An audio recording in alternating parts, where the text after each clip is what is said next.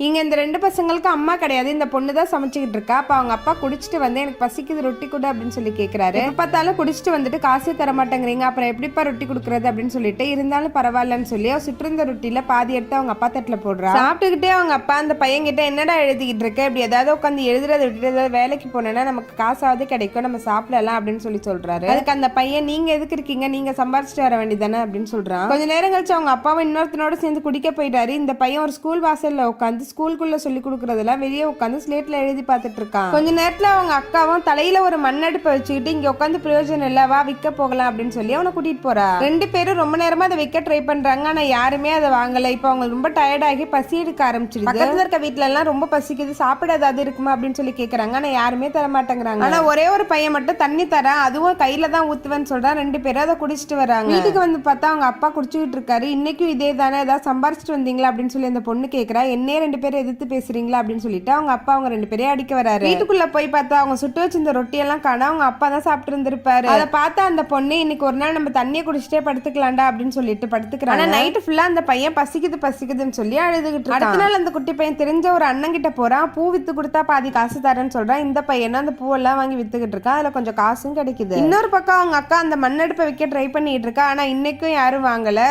பசி தாங்க முடியாம டயர்ட் ஆகி ஒரு இடத்துல உட்காந்துகிட்டு இருக்கா. தூரத்துல ஒரு ஓலக்கொட்டாயில சாப்பாடு கட்டி வச்சிருக்காங்க. இவ அதை போய் எடுக்கிறா. அதை பார்த்துட்டு எல்லாரும் துரத்துறாங்க. இவ அந்த சாப்பாடை தூக்கிட்டு வேகமா வீட்டுக்கு ஓடி வர. வீட்டுக்கு ஓடி வந்தா வீட்டு வாசல்ல அவங்க அப்பா குடிச்சிட்டு விழுந்து கிடக்குறாரு. வேகமா ஓடி வந்தவ தடிக்கு கீழே விழுறா. கையில வச்சிருந்த ரொட்டியை கீழே மண்ணில் விழுந்துருது. அப்ப அந்த சின்ன பையன் வெளியே வந்தவன் வெளியே 2 பேரும் விழுந்து கிடக்கிறத பார்த்துட்டு அவன் கையில வச்சிருந்த காசையும் பாக்குறான். அவங்க அக்கா பசியால திருடி ஆயிட்டா, அவங்க அப்பா குடிகாரனவே ஆயிட்டா. இவன் படிச்சாதான் மேல வர முடியும் அப்படின்றத புரிஞ்சுக்கிறான்.